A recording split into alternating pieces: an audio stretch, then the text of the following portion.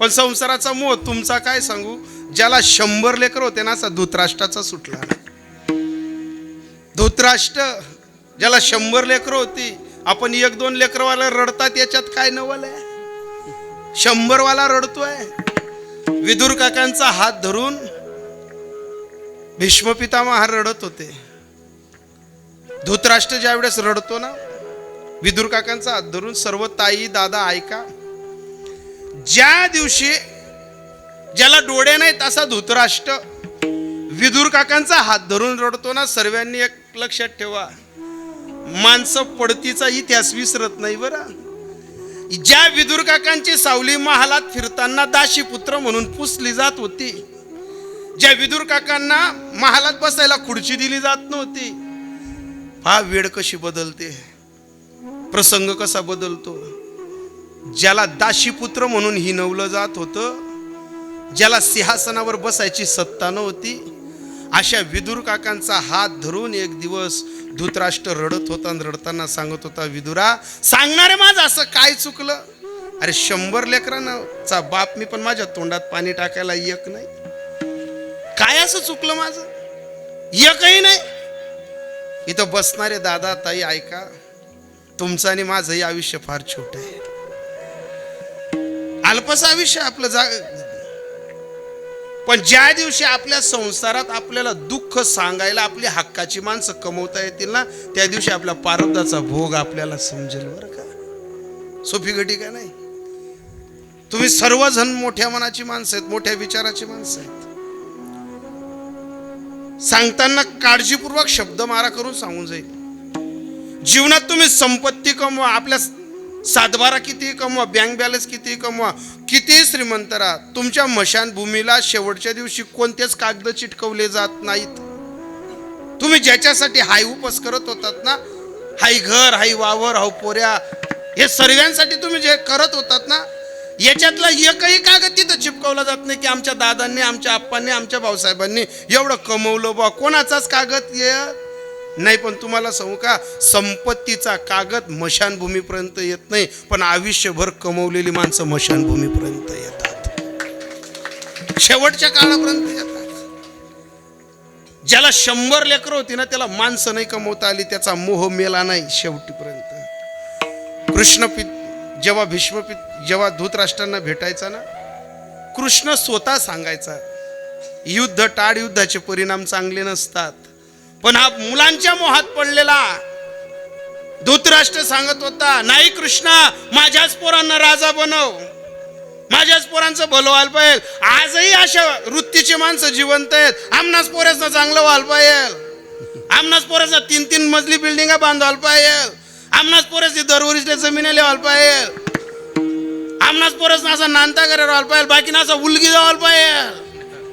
एक लक्षात ठेवा, अरे दुसऱ्यासाठी खड्डं खंदायची गरज नाही. तो जगाचा मालक त्या खड्ड्यात पाडल्या बिगर आपल्याला राहत नाही. तो पाडतो म्हणजे पाडतो, तिथं तो त्याचा कागदही नाही. जगाच्या मालकाला हा आंधळा माणूस 100 पोरांचं तोंड नाही पाहिलं, तो सांगत होता की माझ्या पोरांना राजा बनव. पण इथं सर्वांना सांगू का, जाता जाता नशिबाचं चक्र फिरायला वेळ नाही लागत. कालांतरानं एवढा मोठा राजा माणूस, एवढा मोठा वैभवशाली माणूस जेव्हा रडत होता विदुर काकांचा हात धरून, तर विदुर काका सांगत होता, दादा नको रडू रे, आता नको पश्चातापाची करू. तुम्हाला सांगू का, तुम्ही जे पेर राहाल ना, ते तुमच्या पदरी येणारच आहे. ते येईल म्हणजे येईल. कर्म देती झोले, केले कर्म झाले, कर्म झाले, केले कर्म झाले, ते भोगाले. केले कर्म झाले, कर्म झाले, केले कर्म झाले, ते भोगाले. केले कर्म झाले, उपजले मिळले. ऐका, जे कर्म कराल ना, मासं म्हणू नका स्त्रिया आणि पुरुष, हो सर्वांना कर्म ते येईलच. माझ्या परिसरात 40-45 एकर मधला माणूस होता. पाठाचं पाणी फिरत होतं. 45 एकर जमीन हत्तीच्या मस्तकासारखी जमीन होती. पण पोटी संतती नसल्यामुळे त्या माणसानं बुद्धी चालवली, आपण आपल्या भावाचा पोरगा दत्तक घ्यावा. हे का सांगतो माहितीये का, या बाबांना 2च चिरंजीव आहेत, एक वकील साहेब आहेत, एक शिक्षक आहेत. या शिक्षका म्हणजे ज्या घरात शिक्षण नांदतं ना, जिथं सरस्वतीची कृपा असते ना, इथल्या माणसांना अध्यात्म कमी आवडतं. एक लक्षात घ्या, अंडरलाईन करा. जिथं शिक्षणाचा प्रभाव मोठा झाला की थोडंसं अध्यात्माची गोडी कमी असते. पण आज या बाबांचे मुलं वकील असतील, बाबांचे मुलं शिक्षक असतील आणि या बाबांच्या उत्तर कार्याला जर कीर्तन होत असेल ना, तर इथं एक सूत्र आहे, नम्र झाला भूता त्याने कोंडिले आनंद. इथलं एक सूत्र आहे, वडील जे करती तया नाव धर्म ठेवी. इथं एक सूत्र आहे, धर्माचे पालन करणे पाखंड खंडन, ह्याची आम्हा करणे काम बीज वाढवावे. पांडुरंगाच्या बीजारोपणाचा हा गुण्या गोविंदाचा कार्यक्रम आमच्या स्वर्गातल्या बापाला चांगली जागा भेटावी म्हणून केलेला हा राजयोग. 40-45 एकर मधल्या माणसाचं प्रारब्ध आणि मला या बाबांचं प्रारब्ध मांडायचंय की ज्या माणसानं आपल्या जीवनात व्यवसाय करताना पात्रता, पवित्रता, निर्वेशनीपणा या सर्व गोष्टी सांभाळून प्रत्येकाच्या हृदयात आठवणीचा काळ दिलेला आहे. सोपी घटिका नाही. 45 एकर मधला माणूस पोटाला संततीने पत्नीचा सल्ला घेतला आणि सांगितलं, अगं आपल्याला पोरगा नाही ना, आपण भावाचा पोरगा दत्तक घेऊ. गोरा गोमटा पोरगा, उंच पुरा पोरगा, भावाचा पोरगा दत्तक घेतला. पण त्या बाईनं डोकं चालवलं, म्हणे तुम्ही तुमच्या भावाचा पोरगा दत्तक घेतला ना, त्याला माझ्या भावाची पोरगी मी परणून आणते. विषय गोड आहे, चांगला आहे. जुन्या लोकांना जे सूत्र होतं ना, तुम्ही जुने मंडळी नात्या गोत्यांमध्ये सर्व संबंध करत होते. तुम्हाला सांगू का, कितीही वाद टोकाचा राहिला ना तरी आपल्या घरांमध्ये फारकत्या फाटत नव्हत्या. कितीही वाईट परिस्थिती येऊ द्या, आता 6 महिना फोटो काढायला लागणार, 12 महिना फोनवर बोलायला लागणार. त्या फोटो असा काढायला राहतात तर लगीन मग जाऊ ना या म्हातारा माझ्या असा दक्तच सुद्धा नाही त्या अल्बम कडे. एकाहून एक नालायकपणा त्या लग्नामध्ये झाला. तरी मला सांगा, ते लग्न 6 महिन्यात फारकती फाटण्यावर येतं, तरी ते जोड पण नांदत नाही. मग तुम्ही भाग्यवान आहेत ना, मायमावल्या एवढा संघर्ष करून सुद्धा तुम्ही इथपर्यंत आलेत ना. सोपी घटी काय का. एवढा मोठा माणूस सांगितलं भावाचा पोरगा दत्तक घेत. त्या बाईने सांगितलं, काही दिवसानंतर मी त्याला माझ्या भावाची पोरगी परणून आणते. लग्न थाटात झालं, फार मोठं झालं, आनंदानं झालं. पण एक लक्षात ठेवा, ज्याच्या बापाचं नाव मोठं असतं ना, ज्याच्या बापाची प्रगती असते ना, जर त्याच्या बापाला समाजात काही लोकांना, नालायक लोकांना बदनाम करता नाही आलं ना, तर ते काही नालायक लोक त्याच्या पोरांना वेशनी करतात, त्याच्या घरात काहीतरी वाद निर्माण करतात. एक तर त्याच्या चारित्र्याला डाग लावतील, एक तर त्याच्या प्रगतीला कुठंतरी अडथळा आणतील, एक तर त्याच्या पोरांना वेशनी करतील. काही लोक आपले नसतात, काहींच्या हसण्याचे दात वेगळे असतात, खाण्याचे दात वेगळे असतात. 40-45 एकर मध्ये नांदणारा पोरगा, निर्वेशनी पोरगा, गावात रिद्धी सिद्धी पाणी भरत होती, पाटाचं पाणी होतं, सर्व काही चालत होतं. पण काही खटाड लोकांनी त्या काळात लहर, आणि आज आपल्याकडे जशी आज विमल विकली जाते ना, त्या काळात विकली जात होती, माणिकचंद विकली जात होती. एक सुपारीच्या खांडापासून व्यसन लावलं, जुगार, पत्ते, दारू, सर्व खेळ त्या पोराच्या जीवनात झाला. कर्ज झालं, बापा मागे कटकट करायचा की 2 एकर जमिनी का माझ्या डोक्यावर कर्ज झालंय. 2 एकर करता करता 5 एकरची वेळ आली. बाप एकच सांगत होता, अरे माझ्या पोटी संततीने होती ना, मी तुला दत्तक घेतलं, जमीन विकण्यासाठी नाही घेतलं. मी तुला दत्तक का घेतलं, माझी इस्टेट वाढ होऊ नको, पण कमीत कमी मी मरतो ना तोपर्यंत त्याच्यातलं काही विकू तरी नको, ते खपू तरी नको. पण कर्ज वाढत होतं, घरात व्यसन होतं, घरात दात्या नांदायला लागल्या. बापाला सांगितलं जमीन विकाना. बापानं हात जोडून पोराला सांगितलं, पाय मी मेल्यानंतर माझं उत्तर कार्य येत नाही ना तोपर्यंत चाचही ठेवू नको, पण माझा जीव जातो ना तोपर्यंत चाचही हलवू नको. नको विकू रे. नाही ऐकलं.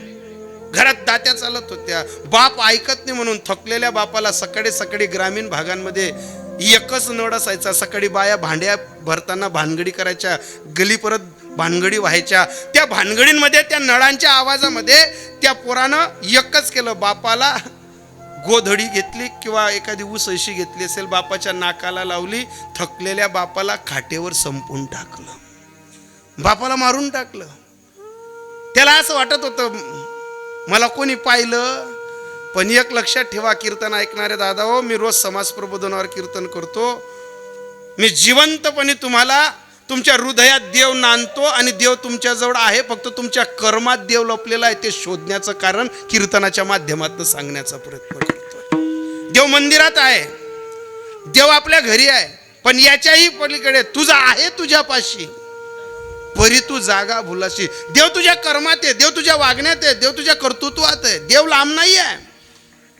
त्याला असं वाटत होतं मला कोणीच पाहिलं नाही बा, पण अंतर्जामी जानत साचा मन का उपरी काही वाचा वाटत होतं त्याला. कालांतरानं हे का सांगतो मी ऐका.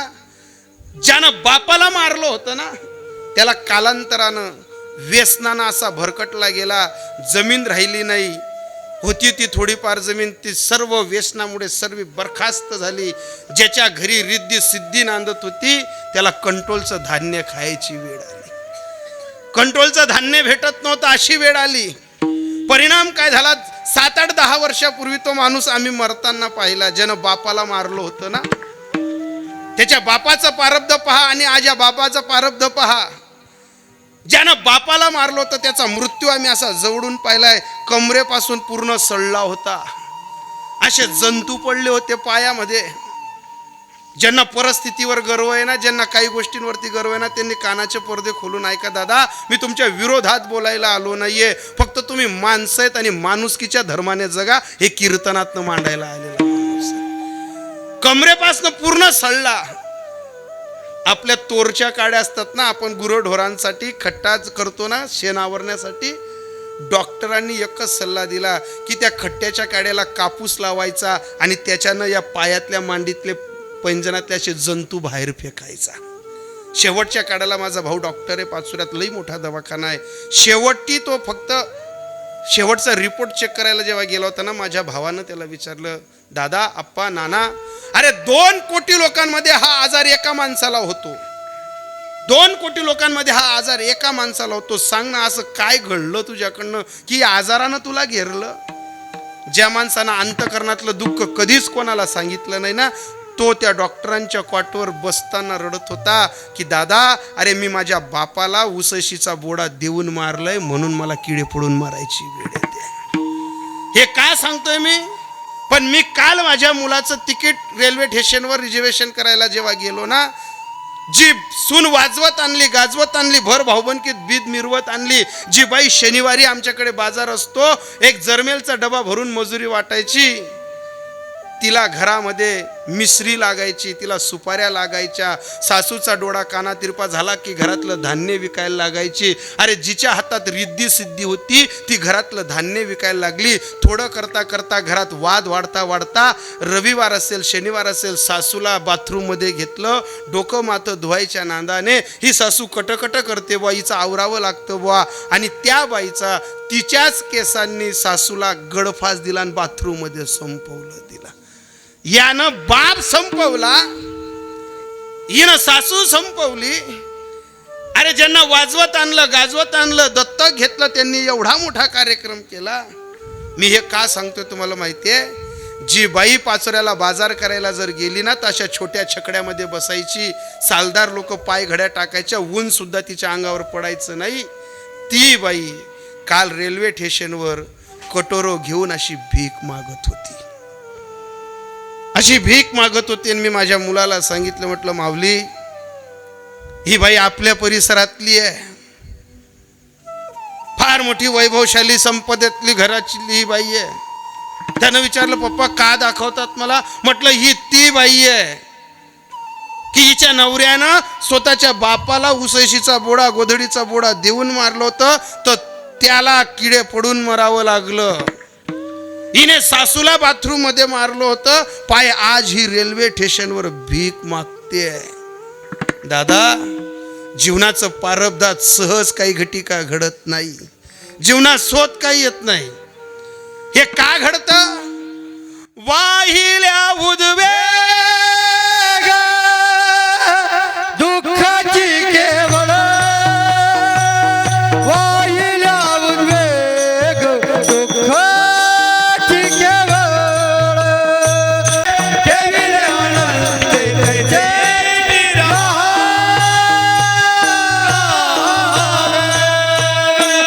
वाहिल्या उद्वेग दुःखाची केवळ आणि भोगणे ते फळ संचिताचे. अरे 45 एकरवाल्या माणसाला 45 एकरच्या मालकीनला जर बाथरूम मध्ये जीव द्यावा लागत असेल तर मला सांगा ना, आमच्या बापानं 2 एकर कमी पिकवलं असेल, 2 एकर कमी ठेवलं असेल, पण संस्कृतीचा साठा दिलाय ना, म्हणून त्याच्या प्रारब्धात उत्तर काय आहे, म्हणून त्याच्या नशिबी ही गट्टी काय.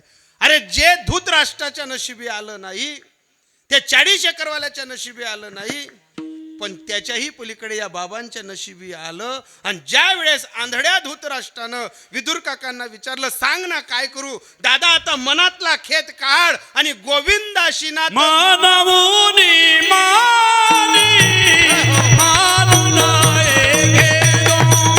द्वारे भल्या भल्या माणसांना हे प्रारब्धात भेटलं नाही. आपण कोणत्या खेत करतो. अरे काही लोकांच्या घरी वयस्कर लोक आहेत, त्यांना वयस्कर लोकांची सेवा करण्याचा कंटाळा आहे.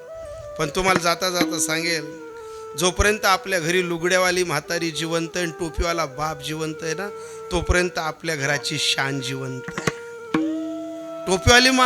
टोपावाला बाबा जाऊ द्या, पदरवाली माय जाऊ द्या, तुम्ही वस्त्री सुनी पडेल.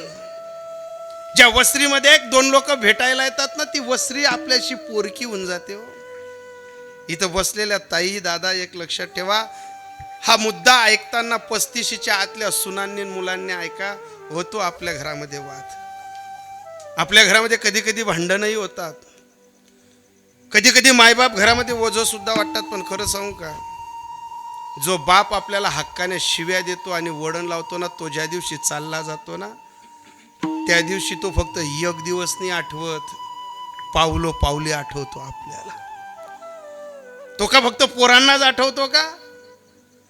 अरे घर जतन करणारा, घर चालवणारा, घरासाठी धावपळ करणारा माणूस, त्याच्या तारुण्यपणाच्या काळात त्याला विचारा, तो कधी थांबत नाही. त्याचं एकच म्हणणं असतं, महाराज मी थांबणू तर पोरसनं शिक्षण थांबी जाई, मी थांबणू तर घरमातलं लेणं देणं थांबी जाई, मी थांबणू तर घरमातला सर्व आनंदानं क्षण चालला जाई. अरे करता माणूस पडत असतो, चालत असतो, धावपळ करत असतो. कधी कधी तारुण्यपणात पत्नी माणसाला आवाज येते, आहो बसा ना माझ्याजवळ, थोडं गप्पा मारा ना माझ्याशी. तारुण्यपणात कधी कधी पत्नी सांगते, अहो बसा ना. त्यावेळेस घरातला करता माणूस पत्नीला सांगते, अगं ही बसायची वेळ नाही, आपण आता करसूत तर आपला पोरे लागतील, आपला पोरे मोठा होतील. पण अशा अनेक बापांनी खूप कष्ट केलं, फार जतन केलं. पण काही माय बापाच्या नशिबी अशी काही नशिबाची भाग्याची दुर्दशा आहे. मी सुरुवातीलाच बोललो ना, काही पोरं मायबापाशी बोलत नाही. मी अशा अनेक बाया पाहिल्या, नवरात्रीला 9 साड्या घालतात, महादेवाला 3दा पाणी टाकतात आणि घरात सासूला गरम भाजी देत नाही हो. मी अशा अनेक पाहिले हो, मायबाप गेल्यानंतर सर्व गाव जेव घालणारे, आहो पोह करणारे, आम्ही इथलं काय आम्ही तिथलं काय. पण एक लक्षात ठेवा, मायबाप जित्ता राहणार ना, एकच भाजी खावाडा, सरपित्री आमोशाले 56 भाज्या करायची गरज येणार नाही आपली. मायबाप मरेल्यानंतर अनेक भाज्या करसोत, कोणता मायबाप खावायला येणार आहे. अरे माय मरेल्यानंतर बाप मरेल्यानंतर उशी द्या, मांडी द्या, शीप द्या. कोणाच माय आणि बाप उशी मांडी लेतत नाही आणि कोणा मायबाप शीप लेतत नाही. माय जित्ते ना तर लगून माय पापटा, माय जगलून आपल्याशी गप्पा मारायले ना तर लगून आपली मायशी गप्पा मारिल्या. असेल कोणाचा अंमळनेरमध्ये मोठा उद्योग असेल, व्यवसाय असेल, फार पैसा कमवला असेल, जमीन जुमा कमवलेला असेल, अनेक लोक तुम्हाला घरातली एक शब्द विचारतात, तुम्ही काय केलं, कशासाठी गेले होते. आपली माय काय केलं आणि कशासाठी नाही विचारत. आपली माय घरमा पाय ठेवतात, पहिला शब्द विचारत, दादा तू जेवणा होता का रे, तुला म्हणा तेवढी थाटी करी देऊ का रे. प्रत्येकाने आपली माय डोळ्यासमोर घ्या ना. ज्या दिवशी आपल्या डोक्यावर हात फिरवणारी माय चालली जाईल ना, आपल्या 35 लाखाच्या बंगल्यात 35 मिनिटाची सुद्धा शांतता राहत नाही. पण हे शोधण्यासाठी एक करा, जीवनाचा संघर्ष आहे. तुम्ही ज्यांच्यासाठी कराल ते तुम्हाला रडवतील. प्रत्येकाच्या नशिबी चांगल्या नशिबाच्या शिदोऱ्या येत नाही. सुख येतं दुःख येतं, एकच करावं आणि करू सावे, न लगे बहुताशी आपुल्या संचिता वाचवल्या. अनेक जणांचं करा. आज जसे बाबा गेलेत ना, त्यांच्या मुलींना विचारा, त्यांच्या मुलांना विचारा, आज जे हुद्द्यापर्यंत असतील, शिक्षक असतील, वकील असतील, मुली मोठ्या मोठ्या गावांमध्ये दिलेल्या आहेत, या लोकांनी कुटुंब जतन करताना फार सहन केलं हो महाराज. मोठ्या गावी मुलगी देण्यासाठी त्या बापाला विचारा किती सगळ्या सोयऱ्यांचे हातपाय जोडावे लागले. सोयरं मोठं पण पाहणं, गाव चांगलं पाहणं. बाप काय करतो माहितीये? अंतकरणातनं जडतो, फक्त आनंदानं तो उभा राहतो. सर्व घराला वाटतं की याला चिंता नाही, पण तो अंतकरणापासून जडत असतो. त्याचं नाव बाप आहे. आणि हा बाप आज गेलाय ना. फक्त जाताना मी पुरुष मंडळी, जी नवतरुण मंडळी कीर्तन ऐकते, सुना कीर्तन ऐकते, त्यांना एकच सांगून जाईल, ही माणसं अमरचा पाटा घेऊन आलेली नाहीत, ही मरणार आहेत. पण ही मरत नाही तोपर्यंत अरे शांतताने बोलून घ्या ना. रुसवा फुगवा काहीच सोबत येणार नाही. या एवढ्या इथं बाया बसल्यात नाही, सर्व ताईंना सांगू का, तुम्ही मुलांसाठी हट्टास करा, सुनांसाठी हट्टास करा, तुम्ही नातवंडांसाठी हट्टास करा, काहीच येत नाही शेवटी सोबत. तुम्ही जोपर्यंत घरात काम करतात ना तोपर्यंत गोड लागतात. तुम्ही काम करणं बंद करा, तुमच्या सुनेकडनं दोन शब्द सुद्धा चांगले येणार नाहीत तुम्हाला. जोपर्यंत घरात तुम्ही पडतायत ना तोपर्यंतच.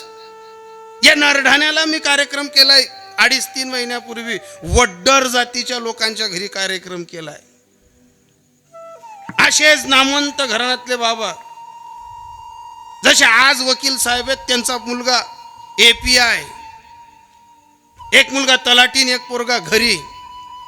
आणि वड्डर जातीच्या घरी कार्यक्रम केला. बाबा वारलेले, 60-65-70च्या वयातले आजी. युट्यूबच्या माध्यमातून मला कार्यक्रम करायला बोलवलं होतं. मी ज्या वेळेस कार्यक्रमाला गेलो, कार्यक्रम वगैरे झाला, तर कमीत कमी त्या आजीला 1.5 लाखाची तर फक्त खुर्ची असेल बसायला. त्या API माणसाने, तलाठी माणसाने आणि घरी शेती करणाऱ्या माणसाने एक सांगितलं, महाराज कीर्तन वगैरे खूप छान झालं, पण तुमचं मानधनाचं पॅकेट आमच्या आईच्या हाताने द्यायचं आहे. चला ना आमच्या आईपर्यंत. आई अशा खुर्चीवर बसलेल्या होत्या, जणू काही साक्षात भवानी माता बसली बा. गोरीपान बाई, कडे वगैरे सर्व रुबाबदार. घराण्याची आपली रीत आहे, आपण हिंदू समाजातले आहेत. मी कीर्तनकार आहे हा पण विसरलो. त्या आजींच्या चरणी नतमस्तक केला. म्हटलं आजी डोक्यावर हात ठेवा. आणि त्या आजींनी डोक्यावर हात ठेवला आणि बाजूला मी बसलो खुर्चीवर. तर त्या आजी मला सांगत होत्या, महाराज ज्या माणूसनं तुम्ही आज कीर्तन करायला होतात ना, हा माणूस खूप खतरनाक होता, खूप जब्बर होता, जहालवादी होता. आजीचा कंठ दाटलं. म्हटलं आजी काय झालं? म्हणे महाराज तुम्ही पत्नी सांगितली, महाराज तुम्ही वडील सांगितले, तुम्ही मुलांना मार्गदर्शन केलं, पण उद्यापासनं कीर्तनात सांगा प्रत्येक बाईसाठी नवरा किती महत्वाचा आहे.